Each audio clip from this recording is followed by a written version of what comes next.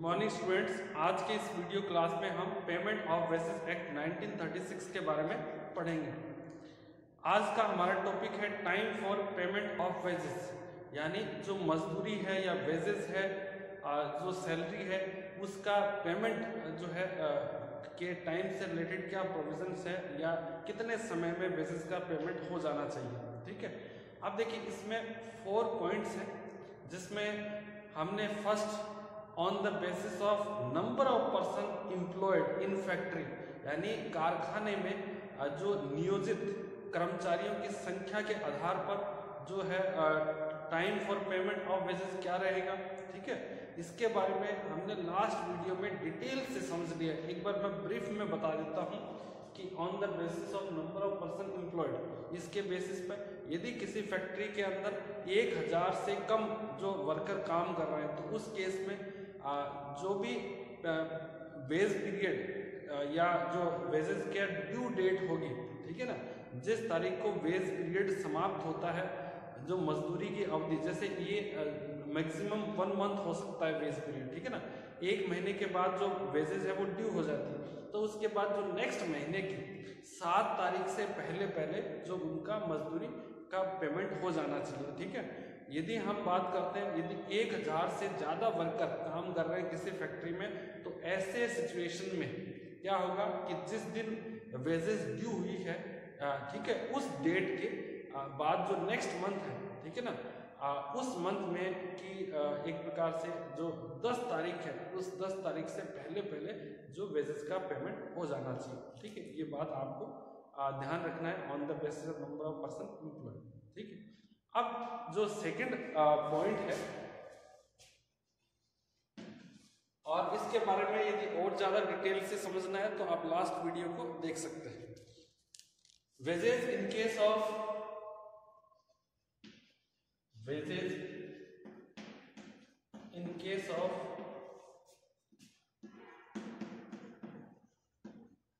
Termination of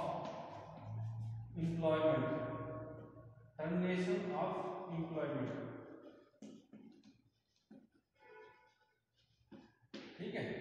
अब देखिए दूसरा सिचुएशन है कि जब रोजगार या नौकरी या जो सर्विस है, जॉब है, वह समाप्त हो जाती है।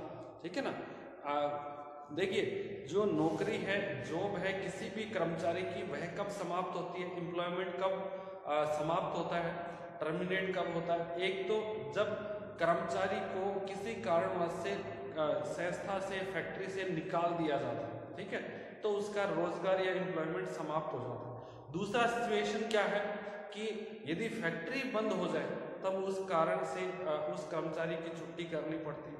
ठीक है ना, 2 सिचुएशन हो सकती है।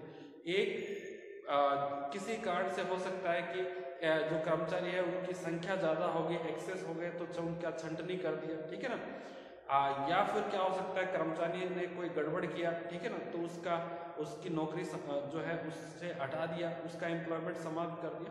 एक सिचुएशन है कि बिजनेस ही समाप्त हो गया, फैक्ट्री को बंद करना पड़ा, ठीक है ना, 2 सिचुएशन।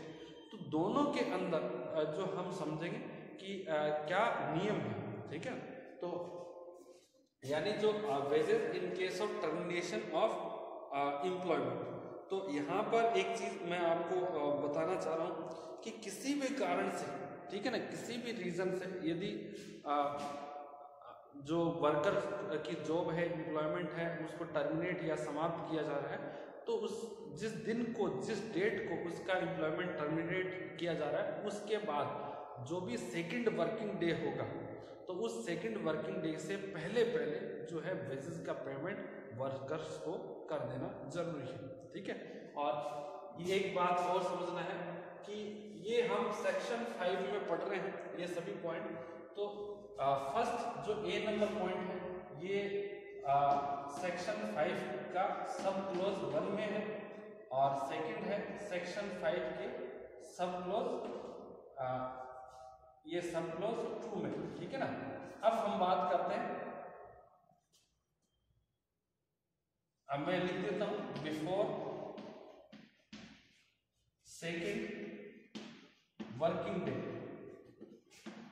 ठीक है ना, जब किसी वर्कर्स का जॉब समाप्त किया जा रहा है किसी भी रीजन से, दो रीजन हो सकते हैं, एक फैक्ट्री बंद हो रही है, क्लोज कर रहे हैं, ठीक है, और दूसरा क्या है, किसी वर्कर की जॉब, किसी एक वर्कर की पर्टिकुलर जॉब को टर्मिनेट किया जा रहा है। जब फैक्ट्री बंद होती है तब तो सभी की नौकरी जाती है, ठीक है ना। तो दोनों ही सिचुएशन के अंदर जो वेजेस का पेमेंट है वो सेकंड वर्किंग डे, जिस दिन उनका जॉब टर्मिनेट हुआ था उस दिन के बाद जो भी सेकंड वर्किंग डे होगा उससे पहले उनकी वेजेस का पेमेंट कर देना है। ओके, नेक्स्ट हम बात करते हैं सी नंबर पॉइंट। नेक्स्ट है सी नंबर पॉइंट, और इसे सेक्शन 5 में सब क्लोज 3 में दिया गया है। The state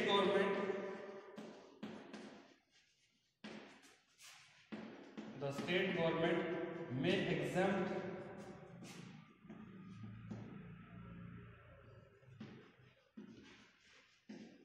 any person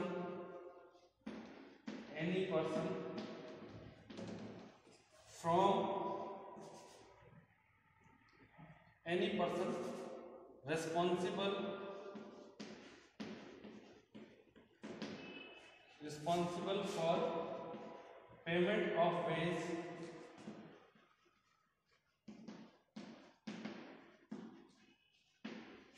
from above provisions।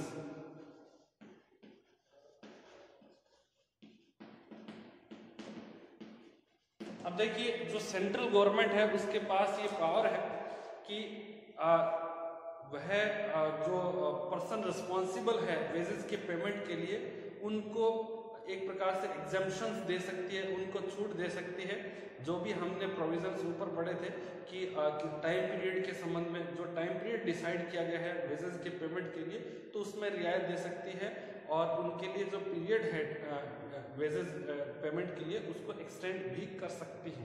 तो ये स्टेट गवर्नमेंट के पास जो है नियम है। अब यहाँ पर समझना है कि देखिए, any person responsible for payment of wages. अब जो हम पर्सन की बात कर रहे हैं, कौन व्यक्ति रिस्पॉन्सिबल है वेजेस के पेमेंट के लिए, तो इसके बारे में हमने लास्ट वीडियो के अंदर डिटेल से समझा था, जिसमें अलग अलग कैटेगरी में हमने डिफाइन किया था कि फैक्ट्री के केस में जो रिस्पॉन्सिबल पर्सन कौन होगा, रेलवे एडमिनिस्ट्रेशन के केस में रिस्पॉन्सिबल पर्सन कौन है, और अदर इंडस्ट्रियल एस्टेब्लिशमेंट है उनके केस में जो रिस्पॉन्सिबल पर्सन कौन होगा, तो आप उसमें समझ सकते हैं। नेक्स्ट हम बात करते हैं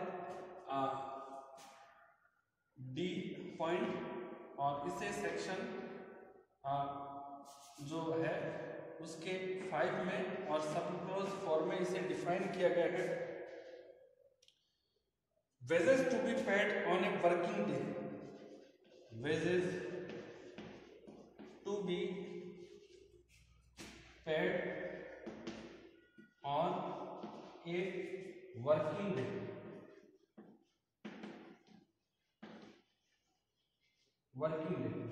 अब देखिए यहां पर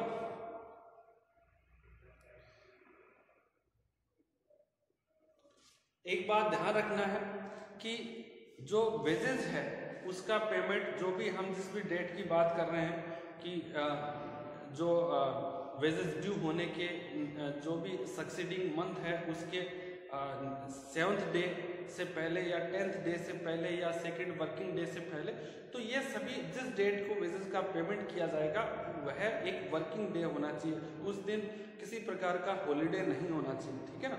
अच्छा, बट यहाँ पर कुछ क्या इसमें एक अपवाद है, एक्सेप्शन है। एक्सेप्शन क्या है कि जब किसी वर्कर का यदि जॉब टर्मिनेट कर दिया जाता है जिसका रीजन कुछ भी हो सकता है, कई बार जो वर्कर है वो सही तरीके से काम नहीं करता है या किसी कारणवश वह खुद जॉब छोड़ के चला जाता है, ठीक है ना। दूसरा रीजन क्या हो सकता है कि जो फैक्ट्री है उसको क्लोज कर दिया गया, तो उसकी वजह से सभी वर्कर को एक साथ काम से हटा दिया जाता है, निकाल दिया जाता है।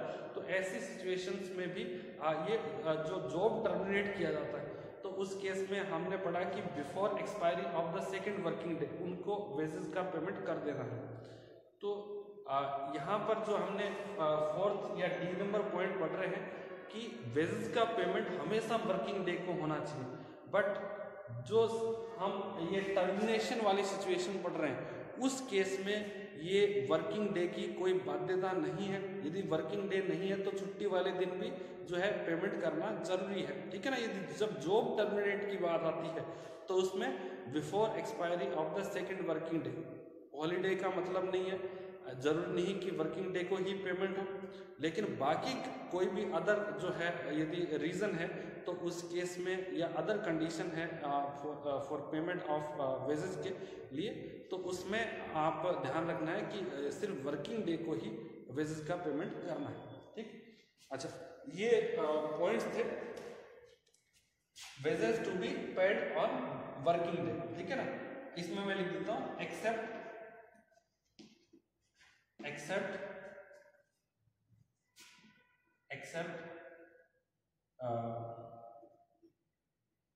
सेक्शन 5 सब क्लोज 2, ठीक है ना। तो जो ये हमने सेक्शन 5 और सब क्लोज 2 लिखा है इस पर ये नियम लागू नहीं होगा। अच्छा, आप इन पॉइंट्स को नोट करें। उसके बाद हम पढ़ेंगे mode of payment of wages, यानी जो मजदूरी भुगतान का जो मोड क्या है, तरीका क्या हो सकता है।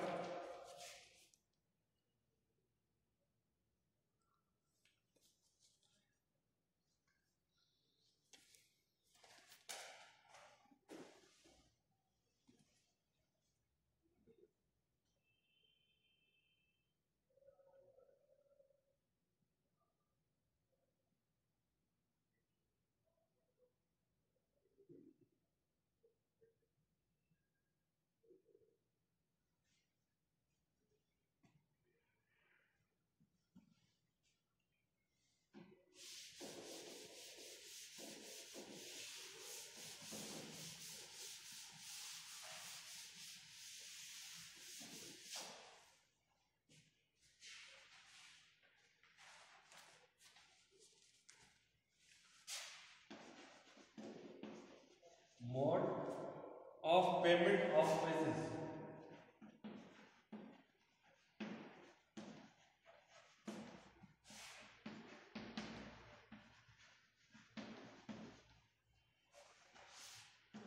मजदूरी का भुगतान किस प्रकार से करना है, और ये सेक्शन 6 में इसको डिफाइन किया गया है।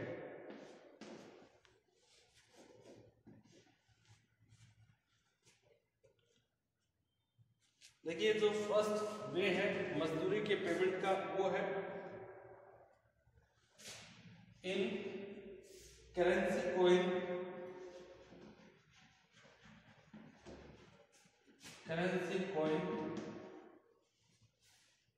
और currency notes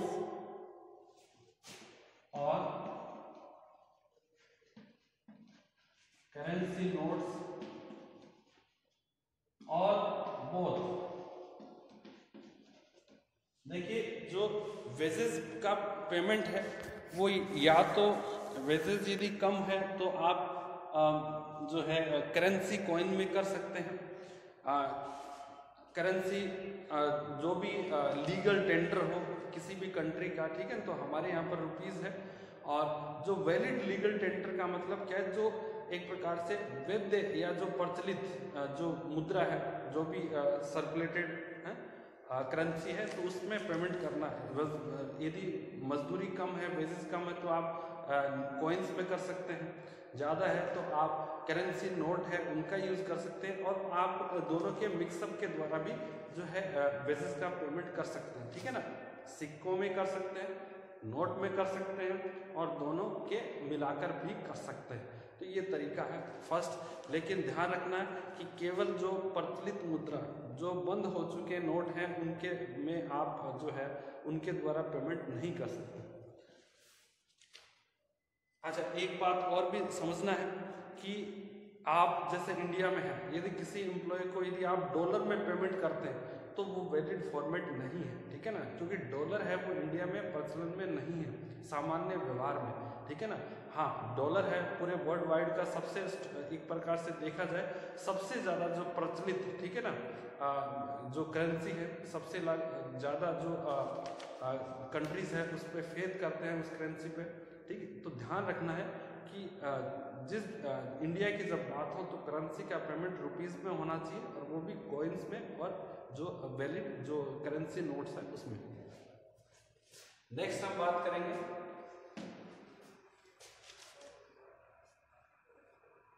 after writing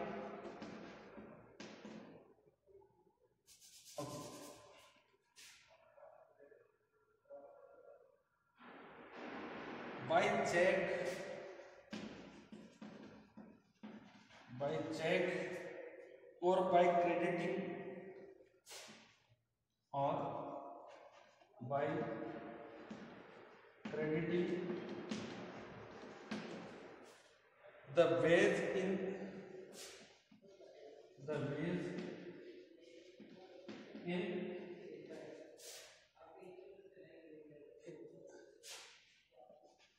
in his bank account.